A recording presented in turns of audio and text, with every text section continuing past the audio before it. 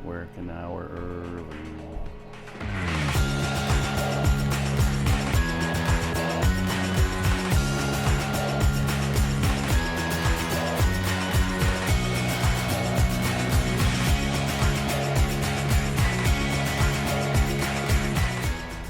Waiting to go to Atchison for the Amelia Earhart Festival.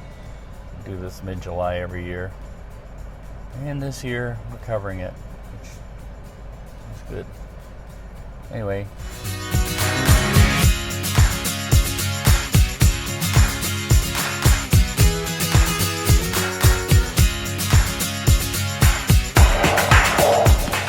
So today turned out to be an interesting day. We went to Atchison and went to the home of Amelia Earhart. Actually, it was her grandparents' house. Amelia spent most of her time there because her father worked for the railroad. And we got to meet an interesting lady. Her name is Grace McGuire. She restored this 1935 Electra Model L10E, which is the same one that Amelia flew, and it's the only one like it in the world in existence today. Alright, come on dogs. Let's go. Come on, Stella. Well, you'll never know what you'll see when you come into an artist area. It looks like a huge lifeguard station. We'll see. Probably some sort of installation, or maybe it is just a lifeguard station that somebody found and brought over here. Hey doggies, let's go.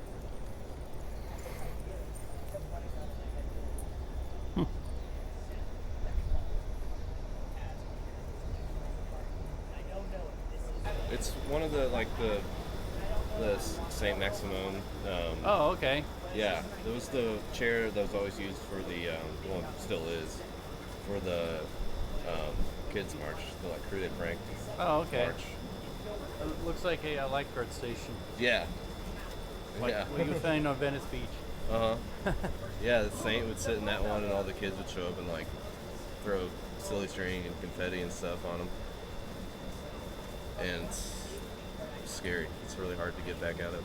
What brings it up here? Someone just picked it up because it was sitting outside of Timmy's house forever. Someone just stole it as a prank and put it over here. Oh. Just crew pranks, you know. A bit early or late for that, isn't it? Or it never ends. Yeah, it's always, the season is always sort of around.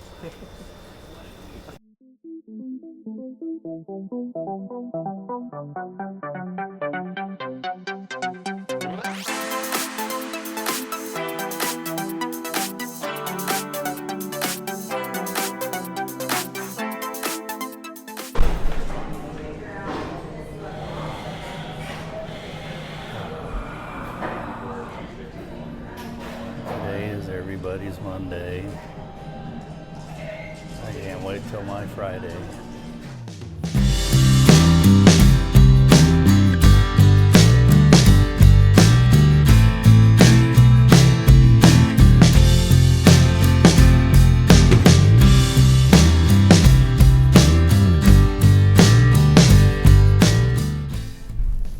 Hey, how you doing? I don't know if the audio will come across on this because I don't know, it seems more complicated I get things, the less likely it is to work. So, true in life. And today was everybody's Moanday. Maybe it was just me, but I don't know. Everybody seemed extra grumpy today. I don't know. Maybe it's the heat. It's been really hot.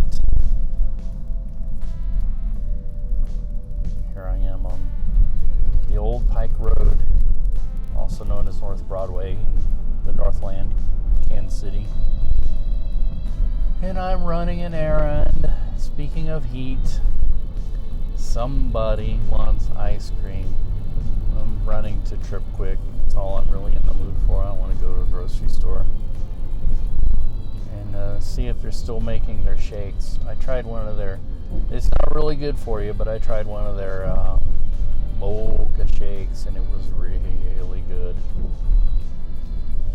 Not really trying to put in a plug for bad junk food, but Anyway, so yeah, hopefully tomorrow will be a better day. We'll see. We'll see.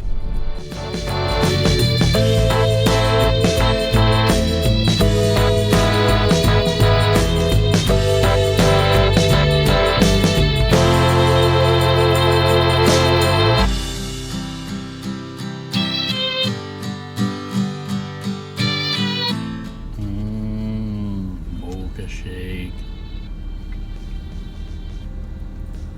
But they were out of whipped cream though. Oh well. Tomorrow will be a better day. So I'm doing what I do best, I guess, these days. Waiting. Hurry up and wait. I guess I'm doing what we used to call in the military, sitting on the hot pad. Waiting to go, ready to go. But in the meantime, you know, I had a chance to watch a video. I've been following Eric Jacobs, also known as Nomadic Fanatic, especially since he's been doing a favorite journey of mine, which is going up Route 66. He says the wrong way, but there's really no wrong way of doing it. Just as long as you try to go with the spirit of the road, which is to you know, slow down a little bit and appreciate things and be open-minded as to where the road will take you. Don't be so, I gotta go here or do this and this and this, you know. Unfortunately, we all fall into that trap. But the idea behind the journey is to just, you know, let the journey take you. Don't you force the journey. Unfortunately, you know, when you work, you have a very limited amount of time. You're forced into, as I say, breaking karma with the road. But you know, one of the things I kept hearing when I was on that journey in the first part of June was people kept saying, it's your journey. Nobody can tell you how to do it or how to appreciate it or how to enjoy it. And yeah, I think we really enjoyed it. We did some new things this time around, and we saw it with fresh eyes, and we really enjoyed it. Probably more than we've enjoyed it in the past. And things opened up to us when we did, because we were open to those things. And that's the way of life, I think. That's the lesson of life. But anyway, on the journey, miraculously, I got to meet Eric at the Rainbow Bridge in Kansas. There's only 13 miles of the route in Kansas, and somehow, I say miraculously because I thought he was farther west than he was, and we just happened to be like, so Yen said, let's go to the bridge, I want to take some pictures. I'm like, oh, okay. So we did, and then we look up and he came right around the corner. Yeah, I recognized him right off from his RV and the stickers and stuff he has on the RV, the decals, I mean. And he said, well, I was just in Galena, Kansas, which is on the far east side of the route in Kansas, and they told me you have to come back to get to the bridge. So I turned around and came back, and it's miraculous because the odds of that happening were really against it. So, you know, maybe there is something to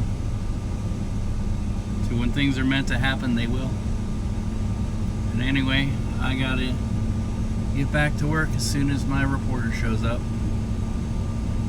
You know, see what adventures we're going on today.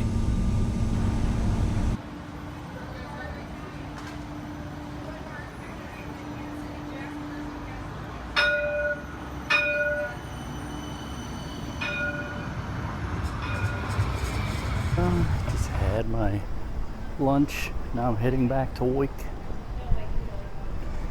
It's always nice to be able to take time for lunch. But gotta go back and edit, so. Well, I'm in the Navion, and we're gonna see about maybe giving the Navion a nice place to rest when we're not using her. Yeah, we're gonna become like typical RVers and put her in a cave and pay rent every month for storage.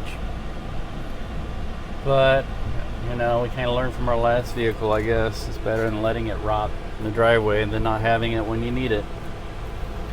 Because, you know, There's nothing harder than having a vehicle sit, especially in the elements. I better go because somebody's impatient.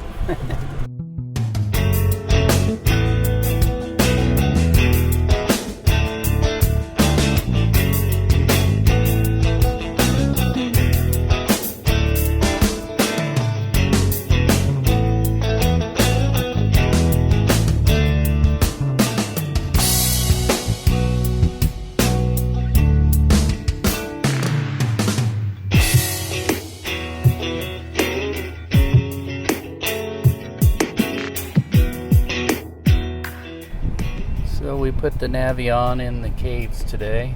I bet you didn't know. Well, if you're from the Kansas City area, you may not be familiar with the fact there are a lot of caves, industrial caves throughout the area. There's a lot of limestone cliffs, and they just go in and create these caves out of the rock, and you can, in the video you can see that it's big enough for tractor trailers to come in and out and everything, and so it's pretty good business, pretty big business. There's a lot of activity in that set of caves we went to, but that's only one of many that are in the area. We've always heard, oh, there goes Amtrak. We've always heard that if there was a big disaster like nuclear war, they could take all the inhabitants of the area and put them in those caves and they would be safe, but I doubt that would happen. And then they probably starve to death. But I don't know, with all the stuff that's stored in them, probably enough for people to eat for a long time. Who knows? But yeah, that's where the Navion will be. It's $109 a month, and you call them 24 hours in advance during business hours, and they go in, they get the vehicle for you, they drive it out, make sure it's okay, and then you come and you just get the keys from them and get in your vehicle and take off, and then you bring it back and then they put it back in. So I guess it's all right. Keep it from, as I say, rotting away in our driveway. It will do that it'll deteriorate very quickly, and that's a shame, stuff. You don't even get to use it, and you get into it and there's so many problems. And I think a lot of people find that with motorhomes. There's so many problems that they spend more time fixing it up than they do using it. So hopefully that won't be the case for us, because we sure like it. We really enjoyed it this trip. It really made the trip nice. But anyway, we're broken down at Cargo Lardass. It's really hot, waiting on a tow truck.